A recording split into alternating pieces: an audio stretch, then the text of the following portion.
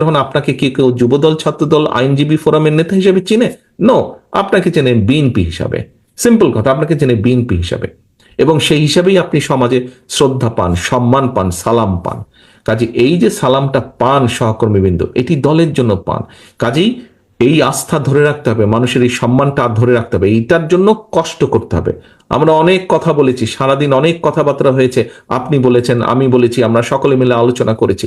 এখন হচ্ছে কাজের পালা। কাজ কি? কাজটি হচ্ছে 31 দফার মেসেজগুলো সব পৌঁছে দেওয়া জনগণের কাছে। কাজ হচ্ছে জনগণকে ঐক্যবদ্ধ রাখা।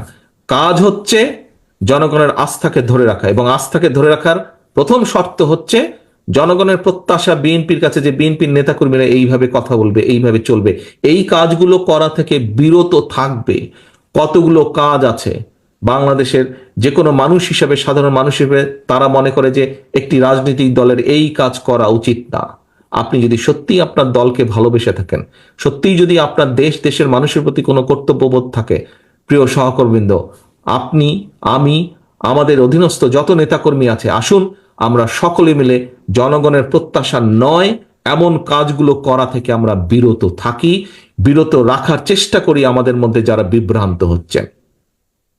সহকর্মীবৃন্দ, আপনি একজন রাজনৈতিক কর্মী, আমি একজন রাজনৈতিক কর্মী, আমরা একটি রাজনৈতিক দলের সদস্য। একজন রাজনৈতিক কর্মী হিসাবে, একটি রাজনৈতিক দল হিসাবে আমাদের সবচেয়ে বড় পুঁজি কি?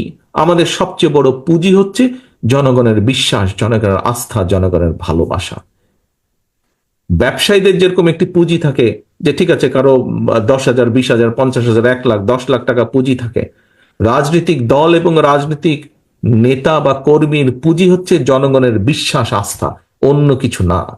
আপনি যদি বিশ্বাস করুন, আপনি যদি আজকে পুঁজি হিসাবে অন্য কিছুকে মনে করে থাকেন, আজ নাহলে কাল নাহলে পরশু কিন্তু আপনি ছিটকে পড়ে যাবেন।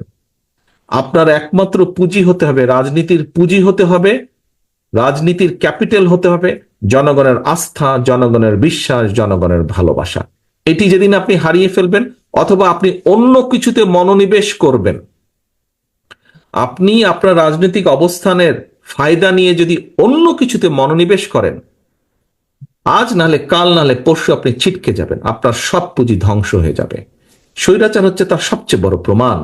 15 বছর বিভিন্নভাবে ক্ষমতায় থেকেছে, বিভিন্নভাবে আত্মসাৎ করে অনেক কিছু গড়ে তোলার চেষ্টা করেছে। আজ কিছু আছে? আজকে তো খুঁজে পান তাদেরকে? মানুষ তাদেরকে ঘৃণা করছে, মানুষ তাদেরকে খেদিয়ে দিয়েছে দেশ থেকে। সহকর্মীবৃন্দ, দয়া করে প্রত্যেকে এই উদাহরণটি মনে রাখবেন। 15 বছর